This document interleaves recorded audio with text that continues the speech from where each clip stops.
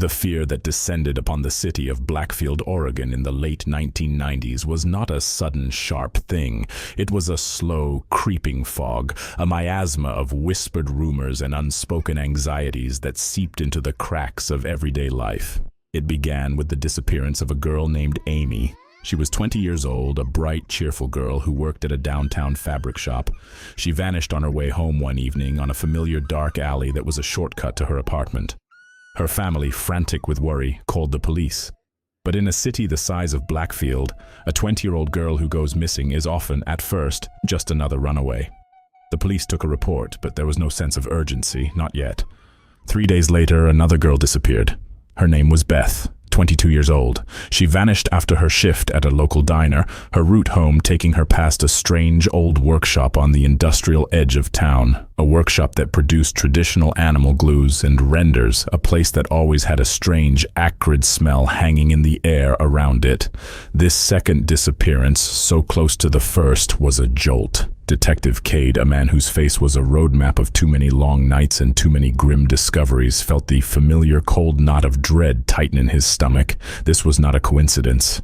This was a pattern. This was a predator. The city began to hold its breath. The whispers turned into a roar of fear. A mysterious kidnapper, a phantom who stalked the dark alleys and quiet streets, was targeting young women. The pressure on the police department was immense. And then, a third girl vanished. Lisa, 19 years old. The pattern was now undeniable. A serial predator was hunting in their city. Detective Cade's intuition, a gut feeling honed by years of walking through the darkest corners of human nature, kept pulling him back to that workshop, the one on the edge of town. It was owned by a man named Marcus Thorne, 35 years old. He was a recluse, a man who kept to himself. He had inherited the family business, a trade that seemed to belong to another older century. He lived alone, worked alone. He was, by all accounts, a quiet, hard-working man. His record was clean. There was nothing on the surface to connect him to the disappearances, but Cade couldn't shake the feeling. The workshop's location, its proximity to where the girls were last seen, was too much of a coincidence. Then a small, seemingly insignificant detail emerged. A colleague of Beth, the second victim, remembered something strange. She had noticed a man with very special hands lurking around the market near their diner. His hands, she said, were calloused and rough, and they seemed to be permanently stained, as if covered in a faint layer of black smoke. It was a vague, strange description, but it painted a picture of a man engaged in some kind of heavy, messy industrial labor. Cade's team discovered that a man matching this description was sometimes seen buying herbs and chemicals from a small specialty supply store near Marcus Thorne's workshop. The link, though tenuous, was strengthening. Cade put the workshop under secret surveillance. What they observed was deeply suspicious. In the dead of night, Thorne would emerge from his workshop, hauling heavy burlap sacks to the banks of the nearby river. After he returned, a thick black smoke would begin to pour from the workshop's chimney. And the smell. The smell was like nothing the surveillance team had ever encountered. It was a foul, pungent odor, a hellish combination of roasted meat and harsh chemicals, a smell that seemed to cling to the air and turn the stomach. It was not the smell of boiling animal bones. It was, as one young officer wrote in his report, a smell that did not belong to this world, as if it were the smell of a demon escaping from an earthly hell. A few days later, a local fisherman, downstream from the workshop, found a torn burlap sack snagged on a log. Inside were ashes and small charred bone fragments. They didn't look quite like animal bones. The forensics lab confirmed Cade's darkest fears. Some of the fragments had a human bone structure, specifically from the small bones of the hands and feet. They had been burned at an incredibly high temperature. Cade now had enough for a warrant. He and his team descended on Marcus Thorne's workshop. The main area was chaotic but normal, a cluttered space filled with the tools of his trade, but there were areas that seemed too clean, as if they had been recently scrubbed. At the back of the workshop was a locked door. Thorne tried to dismiss it as a simple storage room. Cade didn't believe him. He ordered his team to break it down. The stench that rolled out of the room was overpowering, a foul odor of rot and decay, despite a fresh layer of lime powder scattered on the floor in a crude attempt to mask it. Inside, they found two small but damning pieces of evidence. A few long black hairs on the floor, hairs that did not belong to the balding Marcus Thorne, and a small, flower-shaped white plastic button. Cade's heart hammered in his chest. He remembered the photo of Amy, the first victim, on the missing person poster. She had been wearing a jacket with buttons that were identical to this one. They had their first concrete link. A more detailed forensic examination of the room revealed tiny, almost invisible bloodstains on the baseboards.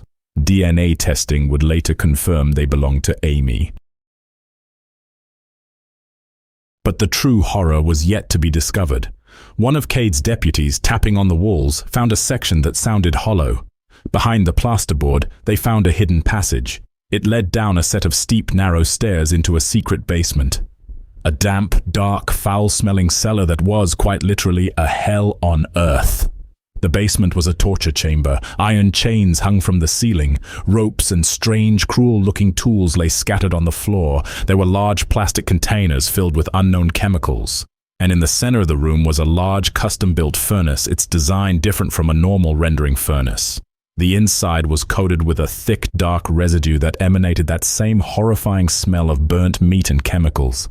Scattered throughout the basement like the sad, forgotten relics of lost souls were the personal belongings of women, hair clips, torn pieces of clothing, a single broken-heeled shoe, a tarnished silver chain. This was not the lair of a killer who had claimed one or two victims. This was a slaughterhouse. The most damning evidence of all was found in a small locked box under Thorne's workbench, a worn, leather-bound notebook. It was not a diary. It was a ledger, a meticulous, cold-blooded record of his atrocities. It was filled with his neat, precise handwriting, detailing ingredients, cooking times, and product quality. He used chilling, metaphorical language. "Fresh ingredients are best," one entry read. "The more they struggle, the better the essence." And then an entry written in a stark, blood-red ink that revealed the true, insane motive behind the horror. High-quality essence of expansion requires the souls of young women aged 18 to 25. The more they struggle, the stronger the essence. Their fear is the final, most potent ingredient. The truth was now horrifyingly clear. Marcus Thorne's workshop was not a glue factory. It was a human rendering plant. He was abducting, torturing, and murdering young women to produce some kind of barbaric, alchemical, divine medicine from their bodies. Confronted with the overwhelming evidence, Marcus Thorne's calm, reclusive facade crumbled. He confessed. He told them everything.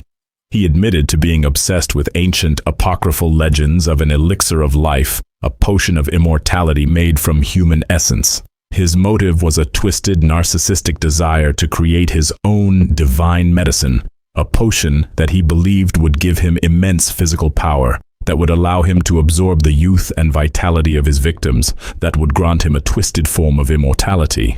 He described his methods with a disturbing clinical detachment. He would stalk young women in dark alleys using chloroform or a taser to subdue them.